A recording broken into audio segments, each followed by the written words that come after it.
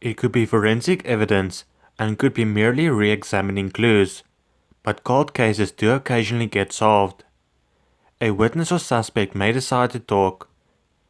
The good thing is that families can reach better closure about what has happened, even though this can mean reliving many painful details at a hearing or trial. Today we take a look at 10 cold cases that were finally solved. Ann Gonzalez lived in Austin, Texas. She married George de la Cruz. A year later she divorced him, however, since he was very childish. He would be playing video games all day and even missed their first child's birth because he chose to play video games instead. Gonzalez was last seen on March the 26th. The last person to have seen her was George de la Cruz when she went to his house to pick up a 2-year-old daughter.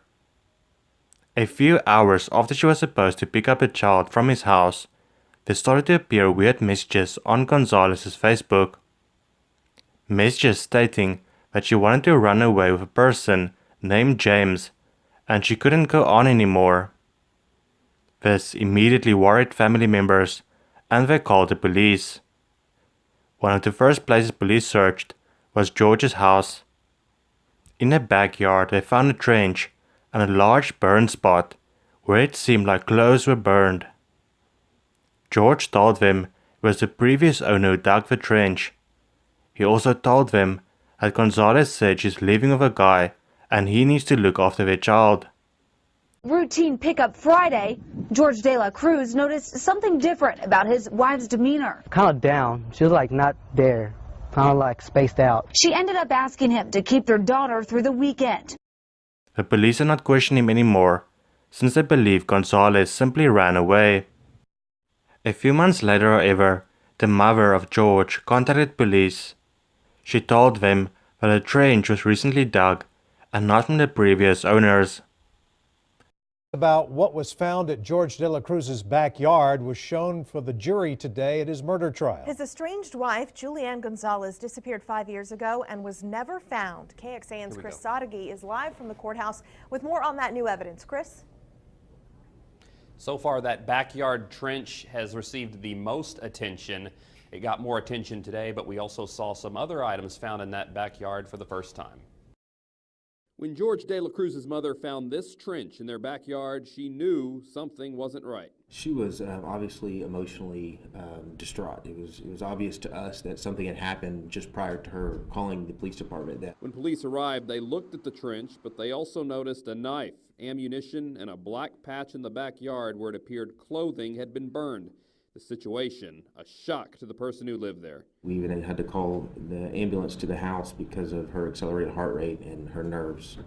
5 years later, that trench and that evidence is being used against her son. Police then started to look at her disappearance again. They found footage from a store. The footage clearly shows George buying video games with Gonzalez's credit card. They also noticed that Gonzalez's phone was at George's home for 3 hours on the day of the disappearance, which contradicts his story. Arrived here this morning. Now, this is the home of Ann Gonzalez's estranged husband. You can take a look behind me. You can see that crime scene van still there, parked in front of the home. APD says that they were conducting a search warrant, but are not giving us any details since they say this is still an open investigation. Now, homicide detectives, as we mentioned, and crime scene investigators arrived here before 9 this morning. This is a home, as we said, of Gonzalez's estranged husband and the person who last saw the missing mom back in March. You can see him there in the black T-shirt standing with family members. Authorities towed 2 vehicles away this morning that were registered to the husband's family members. They also took several items from inside the house. Search dogs were also brought in to trace any evidence. Now, APD says that this is still being investigated as a missing persons case, but Julianne's family has told Fox 7 in the past that they fear something may have happened to Julianne. The police decided they have enough evidence, so they arrested him. One part of the conversation that appeared to have startled him a little bit. Carrie Osment said while neighbors talked about what may have happened, one neighbor mentioned seeing 2 men that day escorting Ann Gonzalez towards the same backyard where that evidence was collected. How did De La Cruz react to hearing that? He appeared to kind of collapsed a little bit on the frame of the door. And During his trial, one of his cellmates told police that George confided in him. George told his cellmate that he had an argument with Gonzalez and started to fight, leaving Gonzalez bloody and unconscious. Believe it or not, I didn't care about the deal. There's a little girl.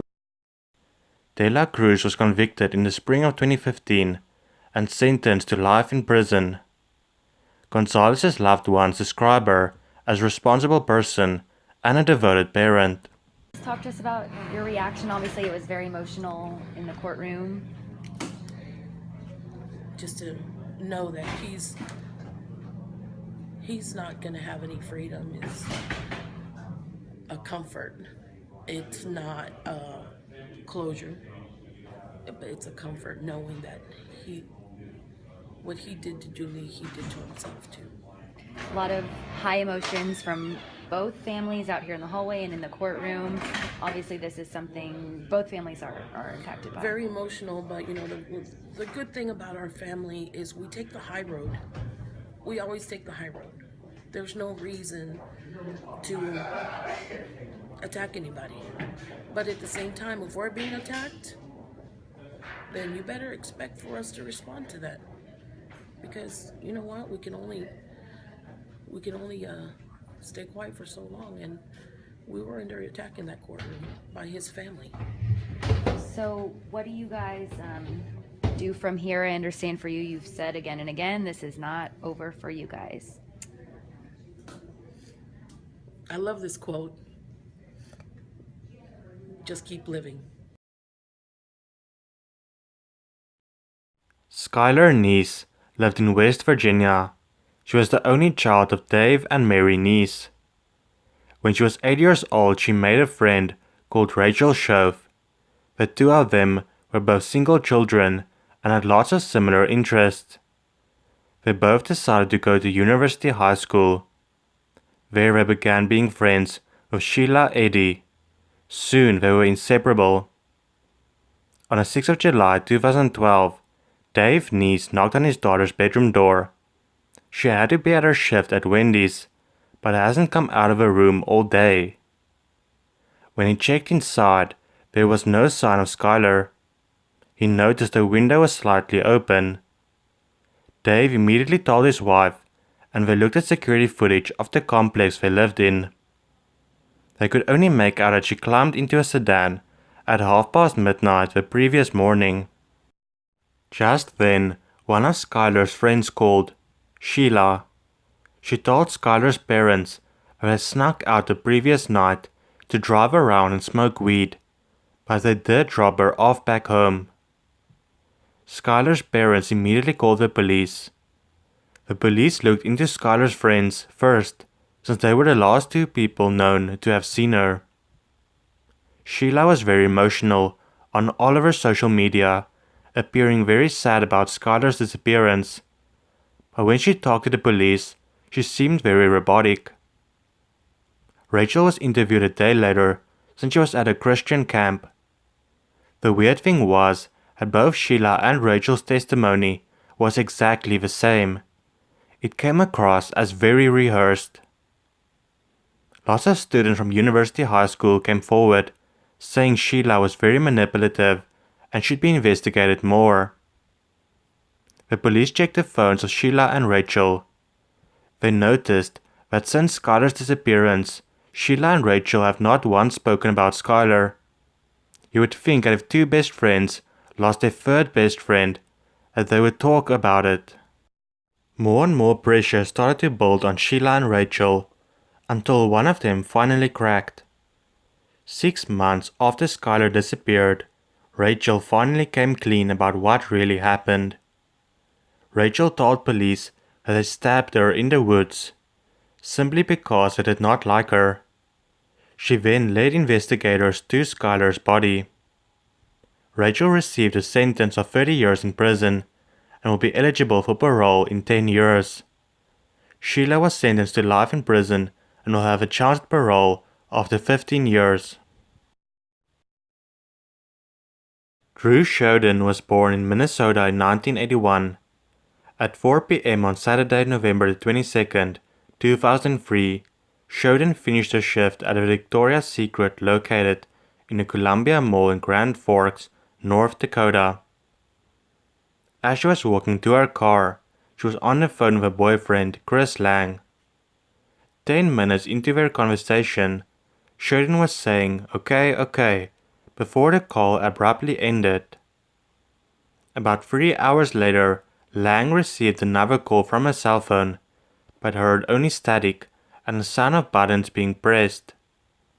Being insanely worried, her boyfriend and her family called the police, and everyone started searching for her. They found a bloody cloth near her car.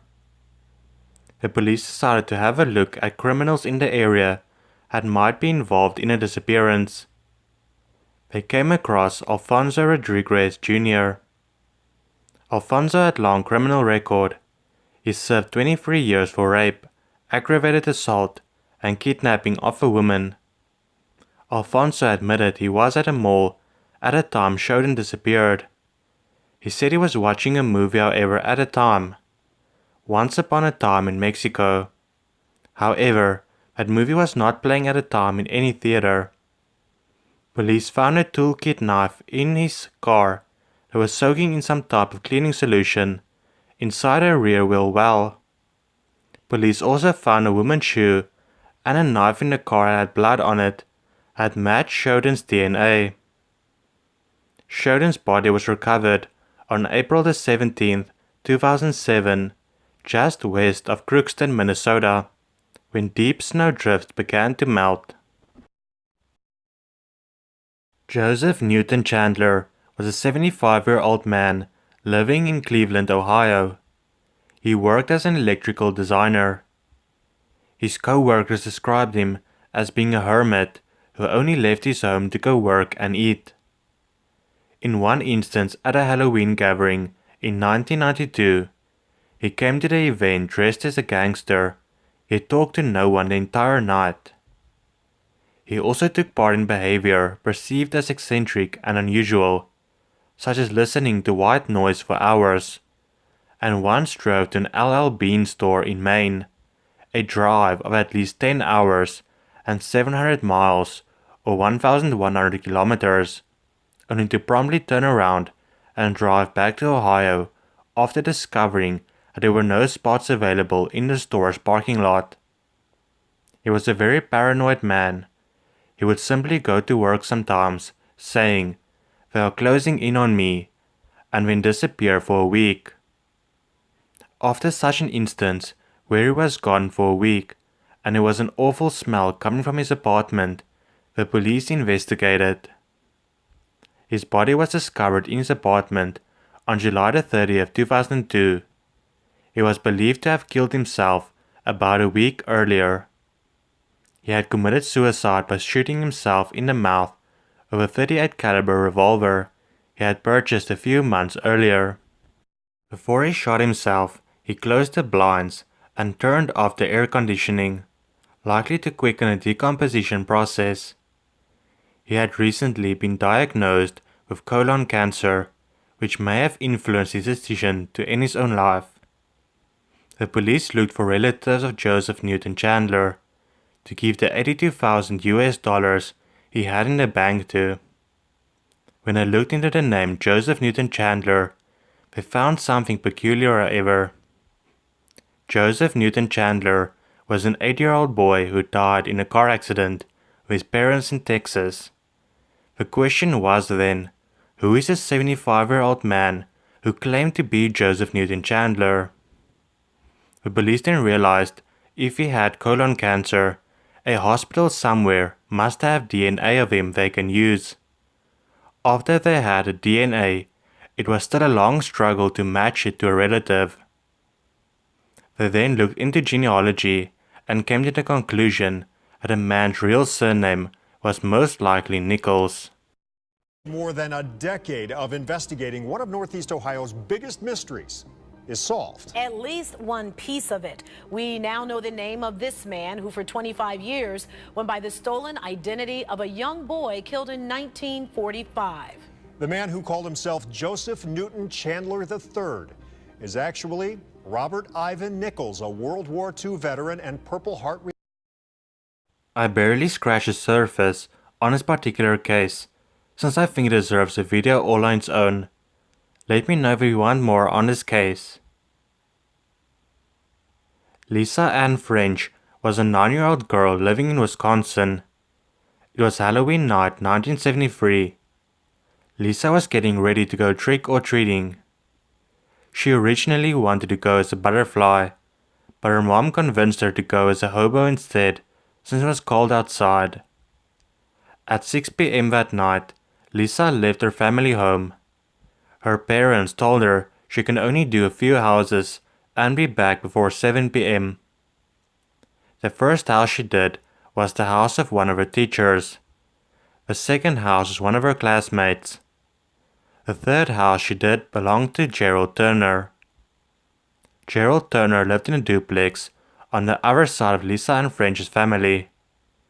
Lisa, fond of Gerald, used to spend time playing with his baby, pushing her in a stroller down the street. She also visited Gerald often, showing him things she had gotten, or even to just sit and talk. Lisa did not return to her parents' home at 7 p.m. By 10 p.m. the search for Lisa started. Police searched all night, and by the next day, over 5,000 people joined the search for Lisa Ann French. 2.5 days later, a farmer found 2 garbage bags. Inside was Lisa Ann and her belongings. 9 months later, Gerald Turner was arrested for her murder. He confessed to killing her. He claimed she stopped breathing while he raped her. The autopsy showed that Lisa Ann French died from shock. Gerald Turner only served 17 years. Kiplyn Davis was a 15-year-old girl from Utah. On the morning of the 2nd of May, Kiplyn struggled to wake up, and she kept pressing the snooze button. This caused her to not have enough time to properly get ready for the day. She had a fight with her parents because she did not want to go to a driver's education class before school, and they told her she had to. When Kiplyn Davis did not arrive home at 30 minutes past 3 in the afternoon, like she always did, her parents did not think too much of it. When it was 5 p.m. however, and still no sign of Kiplyn, her parents reported her missing. Her parents called all of her friends to see if they knew anything. They learned that Kiplyn missed 4th and 5th period. They drove to her school, but there was no sign of Kiplyn. All of her stuff, such as her purse and other belongings, was still there, so it definitely seemed as if Kiplyn intended to come back. One of her friends, Eli, said that he last saw Kiplyn talking to Chris Jepson, and that Chris was not a good guy at all. Kiplyn's parents then drove to his house. At his house, they only found his sister. According to his sister, Chris had not come home yet, and he was most likely still at his school since he worked long hours there as a drama tech. Kiplyn's parents then drove back to the school and arrived there at 10 p.m., noticing that everything was closed. They started to wonder if maybe Kiplyn and Chris is somewhere together, since neither of them could be found. The next morning, when there was still no sign of Kiplyn, the school started to act. They walked through every class, asking the students what they knew. One of the first students they talked to was Chris Jepson. Chris told them that he did talk to Kiplyn during lunch, but not after that. His alibi was that he and his 2 friends, Tim and Rucker, was busy setting up for a play in a school auditorium until 11 p.m. that night. Police believed Kiplyn simply ran away, especially since she had an argument with her parents in the morning. But after Kiplyn had not returned for a few months, they started to suspect foul play. Rumors started to circulate that Kiplyn was assaulted, killed and buried in the local canyon. A year after Kiplyn went missing, Chris Jepson went to her parents' home to simply say that he did not do anything to her. This simply made her parents doubt it even more. the police called Chris, Rucker and Tim in to take polygraph tests. When Tim wrote his statement, he gave a completely different story than what they originally had. He claimed that he, Rucker and Kiplyn went to the canyon after school, that at one point Rucker and Kiplyn walked ahead on their own, and 45 minutes later only Rucker came back. Police were amazed and thought they had finally made progress, but then Tim freaked out and went back to his original story. The case then went to trial. Suddenly lots of people came forward, claiming that Tim said he knew where she was and that she deserved what happened to her. Chris's wife came forward, stating that one night Chris confessed to killing Kiplyn before taking it all back and said he simply made a joke. Rucker came to Tim and threatened to kill him if he ever put his name in connection with Kiplyn Davis ever again. It also came to light that on the day of Kiplyn's disappearance, the auditorium was used for a choir performance, had absolutely dismantled all of his stories. Tim ended up getting 12 years in prison for perjury, Chris got 5 years in prison for perjury, and Rucker got 4 years. April Jones was a 5-year-old girl from Wales. The 1st of October 2012 was a normal day for April. She went to school and afterwards had swimming lessons. She and her parents arrived home after a parents' dinner at school. April begged to go outside to play with her friends. Her mom was reluctant since it was going to be dark soon, but she allowed it. When it was fully dark outside and April was not back yet, they went outside to find her. She was nowhere to be found, only one of her friends. They asked her if she saw April. April's friend told her parents that she saw her talk to an older man and then climbed into his car. This led to one of the biggest searches in British history. The next morning, Mark Bridger was arrested for the murder of April. Mark was at the same parents' dinner since he had a daughter of the same age of April. He drove the same car as the one April was seen climbing in. His girlfriend recently left him and left him spiraling out of control. He had lots of searches on his computer that was questionable to say the least. Searches such as pictures of young girls that have died. After the parents' dinner, he stopped his car next to 3 10-year-old girls. He asked them if they wanted to have a sleepover at his house. When they turned it down, he sped off. He then unfortunately came across April on her bike. He had a short conversation with her, and she willingly climbed into his car. He admitted to killing her, but stated he could not remember as he was extremely drunk. He only remembered washing blood off his clothes and car. In his house they found bones and ashes that was matched to April Jones. It is believed that he burned her body, or at least part of it, in his fireplace. Danielle Jones was a 15-year-old girl living in Essex, England. She was last seen walking to a bus stop on the morning of 18 June 2001. A few boys saw Danielle standing at a bus stop, but then started walking back in the direction of her home. Others claim that they saw her talking to a guy in a blue van. 5 days after she disappeared, the police already had their prime suspect. They arrested Stuart Campbell on the 23rd of June 2001. Stuart Campbell was her uncle. Campbell had prior convictions for indecent assault on other girls of a similar age to Danielle. He also drove a blue van. 3 hours after Danielle disappeared, a message was sent from her phone to Stuart Campbell's phone. It read, "Hi Stu, thanks for being so nice to me. You are the best uncle ever.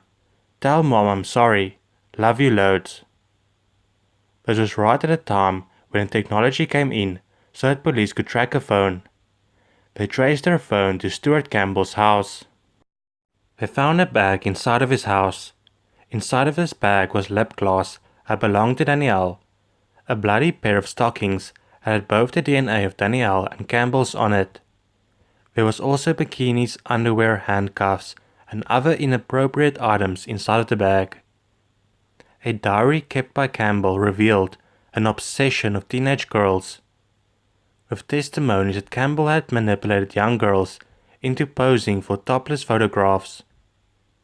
Campbell refuses to tell police anything. He was sentenced to life imprisonment with 10 extra years for abduction. The sad thing is, he will be eligible for parole in November 2021.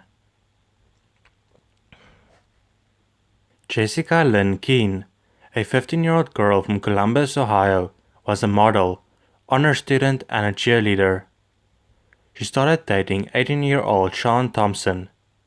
Her grades immediately dropped, and she even quit cheerleading. Her parents placed her in a home for troubled teens on March 4, 1991. On a day before she was supposed to go back home, she went out to shop. At 11 p.m., she still hadn't returned to the home for troubled teens. Her parents was immediately informed, and the search began. 2 days after she disappeared, her body was found in the Foster Chapel Cemetery. The cemetery was located 20 miles away from the home. She had been raped and badly beaten. She was still wearing a ring and watch. Her boyfriend was the prime suspect, but DNA tests proved he was not responsible. Police theorized that she had escaped her abductors and ran to the cemetery. Evidence in the cemetery shows she tried to hide behind gravestones where one of her socks was found, and a knee imprint in the mud behind the gravestone was found with or near the sock. She was killed near a fence in the cemetery, presumably by her abductors who had followed her. Exactly 17 years after she was found in the cemetery, the sheriff got a phone call saying they found a DNA match. On April 9, 2008, police arrested Marvin Lee Smith Jr. based on DNA evidence. Smith was charged with unlawful sexual conduct on Keene, a felony, and was extradited to Ohio to face charges. In 2009, Smith admitted that he had in fact raped and murdered Keene. Smith told the court that Keene had escaped his car and ran into Foster Chapel Cemetery, where she collided with a fence post and fell. Smith confessed that he beat Keene to death with a tombstone, then discarded it over the fence nearby. Reports show that police had indeed found bloodied pieces of a tombstone where Smith had indicated. In exchange for Smith's confession, he avoided the death penalty trial that was set for March 2009. Smith pleaded guilty to one charge of aggravated murder with specifications of rape and murder, and was sentenced to 30 years to life in prison. On October 22, 1989, Jacob Wetterling, his younger brother Trevor, and a friend Aaron Larson was playing at a Wetterling residence in Minnesota. Since they had no school the next day, they went to rent a movie at a nearby convention store.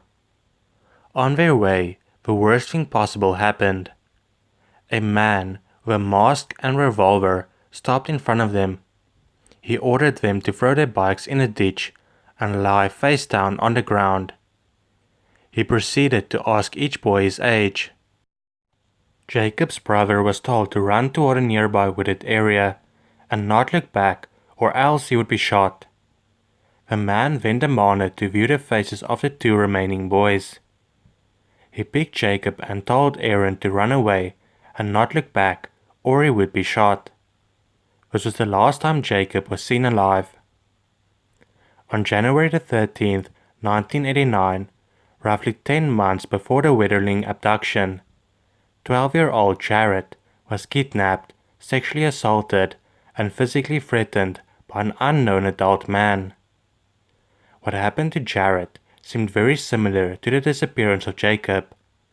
The man used a gun and upon releasing the boy, told him to run and not look back, or else he would be shot. That incident occurred 10 miles from where he would later stop the Wetterling brothers and their friend. In 2015, a man's DNA was linked to the abduction of 12-year-old Jared. His name was Danny James Heinrich. The statute of limitations has however expired, and he could not be arrested. He was however made a person of interest in Jacob Wetterling's disappearance. Danny was interviewed and a DNA sample was taken, but he was not charged with a crime and was immediately released. A search warrant was granted, and child pornography was found in Heinrich's house, leading to his arrest on October 28, 2015. Danny agreed to confess to the murder and take the police to the spot where he buried Jacob. In return, the police could not charge him with Jacob's murder. He took them to Jacob's burial site in Painesville. It was 30 miles from where he first picked up Jacob. Danny claimed he got frightened when he heard a police siren and shot Jacob twice and buried him. A year later he'd moved his body however. Danny was only charged with owning child pornography and will only serve 20 years.